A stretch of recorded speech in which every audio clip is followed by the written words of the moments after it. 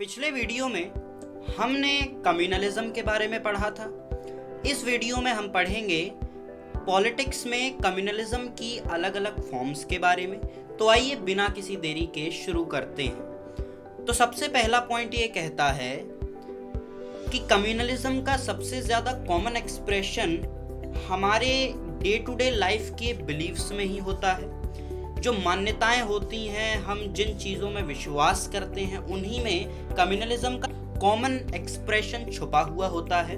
इनमें बहुत सारे रिलीजियस प्रेजुडिसेस शामिल होते हैं। देखो, रिलीजियस प्रेजुडिसेस का मतलब है कि कई सारे लोग होते हैं जो अपने धर्म को सुपीरियर मानते हैं और दूसरे व्यक्ति के धर्म के बारे में जाने बिना उनके धर्म के बारे में अलग ही अपनी धारणा बना लेते हैं कि ये धर्म खराब है।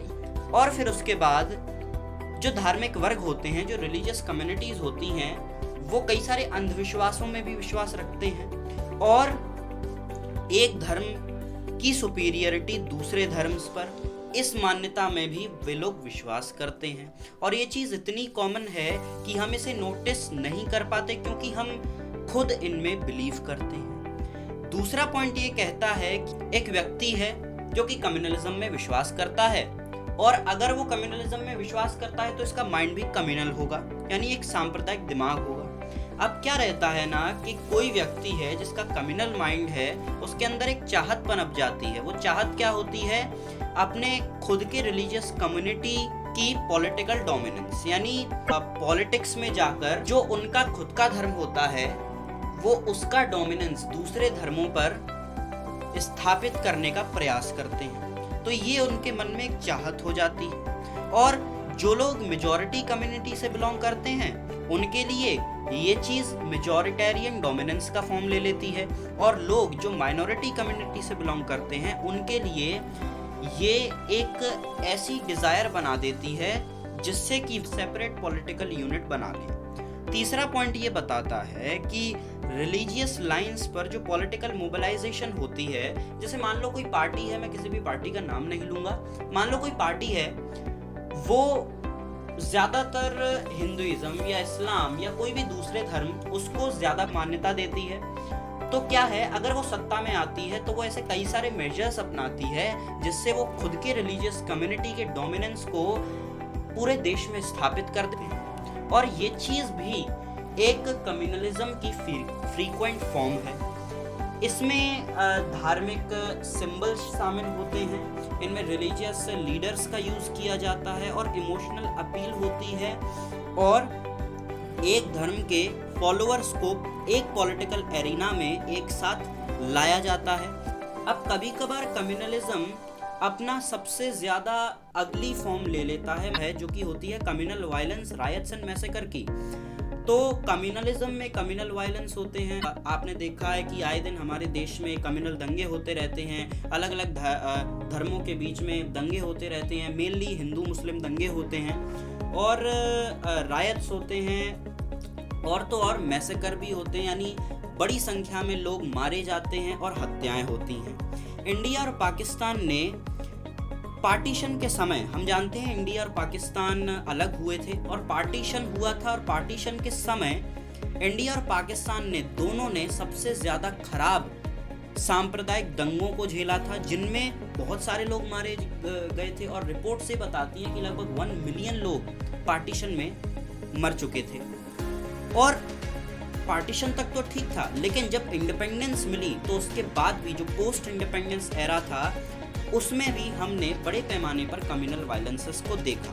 अब दूसरे टॉपिक पर आते हैं जो कि है सेक्युलर स्टेट। अब सेक्युलर स्टेट को समझने का प्रयास करते हैं। तो कम्युनलिज्म तो हमारे देश में जो डेमोक्रेसी है उसके बीच में एक मेजर ऑब्स्टेकल बना रहेगा और ये एक मेजर चैलेंज होगा हमारे देश में डेमोक्रेसी के लिए। इसलिए हमारे जो कॉन्स्टिट्यूशन बनाने वाले लोग थे, जैसे सरदार पटेल, जवाहरलाल नेहरू, मौलाना आज़ाद, B.R. अम्बेडकर, राजेंद्र प्रसाद जैसे महान हस्तियां, तो ये जो मेकर्स थे कॉन्स्टिट्यूशन के, ये जानते थे कि इंडिया जब इंडिपेंडेंट होगा तो इंडिया को इस चैलेंज को झेलना पड़ेगा।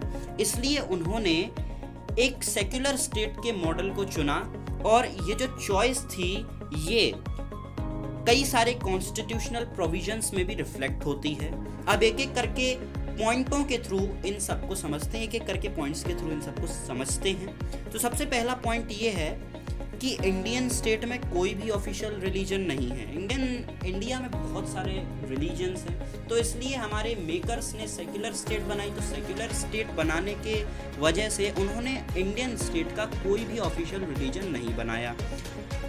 जैसा कि श्रीलंका में बुद्धिज़्म का स्टेटस है, पाकिस्तान में इस्लाम का है और इंग्लैंड में क्रिश्चियनिटी का है, इनसे अलग हटके हमारे कॉन्स्टिट्यूशन ने किसी भी धर्म को स्पेशल स्टेटस नहीं दिया है।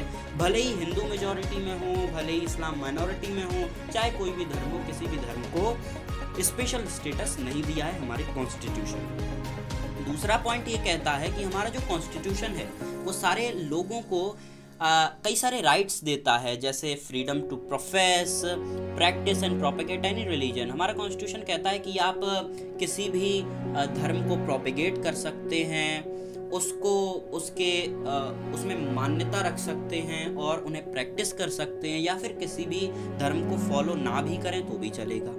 थर्ड पॉइंट ये कहता है कि कॉन्स्टिट्यूशन जो है वो धर्म के बेसिस पर या धर्म के आधार पर जो भेदभाव होता है उसे भी प्रोहिबिट करता है, यानी बैन करता है। उसी समय कॉन्स्टिट्यूशन स्टेट को यह अलाउ करता है कि वो रिलीजन के मैटर्स में इंटरवीन करे, जिससे कि रिलीजियस कम्युनिटीज के बीच में इक्वालिटी बनी रहे। फॉर एग्जाम्पल, कॉन्स्टिट्यूशन अनटचेबिलिटी को बैन करता है। अगर हम इस सेंस में समझें तो सेक्युलरिज्म कुछ पार्टीज या पर्सन्स की आइडियोलॉजी ही नहीं, बल्कि ये जो आइडिया है ये हमारे देश की नींव तैयार करता है। कम्युनलिज्म को इंडिया में कुछ लोगों के द्वारा थ्रेट के रूप में भी देखा जाता है, यानी भारत देश के लिए खतरे के रूप में देखा जाता है, क्योंकि ये जो कम्युनलिज्म का आइडिया है ये भारत की नींव को कमज़ोर करता है। इसलिए कम्युनलिज्म को जल्द से जल्द खत्म करना होगा। एक सेक्युलर कॉन्स्टिट्यूशन जैसे हमारा ये नेसेसरी है, लेकिन कम्युनलिज्म को कॉम्बैट करने के लिए सफिशिएंट नहीं है। कम्युनल प्रेजुडिसेस, प्रोपेगेंडा, इन्हें हमारी एवरीडे लाइफ में खत्म करना होगा और रिलीजन जो कि मोबिलाइजेशन पर बेस्ड होता है उसे भी पॉलिटिक्स के क्षेत्र में हमें खत्म करने की कोशिश करनी चाहिए। तो दोस्तों, आज के लिए बस इतना ही। अगले एपिसोड में हम बात करेंगे कास्ट एंड पॉलिटिक्स के बारे में। सो स्टे ट्यून्ड, तब तक के लिए बाय बाय। खत्म, bye bye, tata, goodbye, गया।